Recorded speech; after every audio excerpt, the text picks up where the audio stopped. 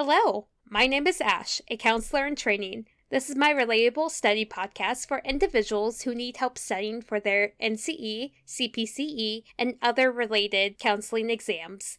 I'm going to go through many questions from multiple resources and make the answers relatable to both you and me. So get your listening ears on and let's get studying. According to Freud, what is the superego?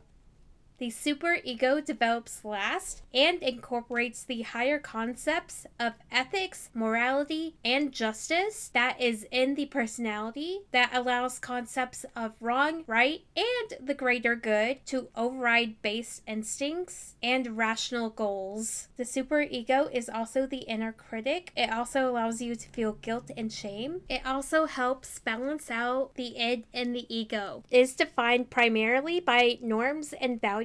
A society differs from a culture in that a society, A, is defined as a set of mores, B, has a distinct lack of norms, C, is a self-perpetuating independent group which occupies a definite territory, D, none of the above. The answer is C. A society differs from a culture in that a society is a self-perpetuating independent group which occurs in a definite territory. It also provides a larger framework for a cultural group like a city or a village. For example, New Yorkers, they would be considered a society because of the way that they occupy their territory, such as New York. Not all New Yorkers are the same, nor is not all cities are like New York, New York, but the New York society is different from the LA society in California. That is your example. What is the concept of ego according to Erikson?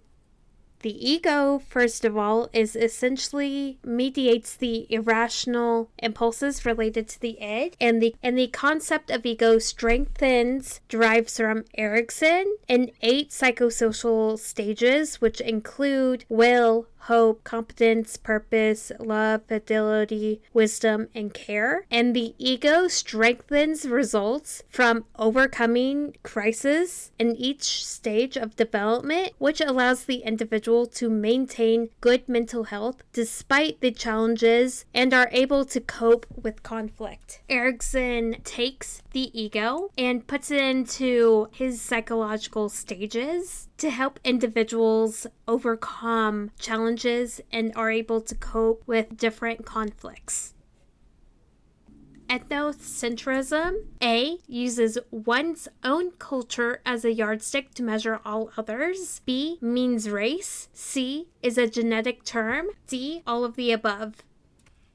The answer is A. Ethnocentrism uses one's own culture as a yardstick to measure all others. For example, if I didn't know anything about the European culture, I would use my own culture as a yardstick to measure how alike or different it is from my own culture.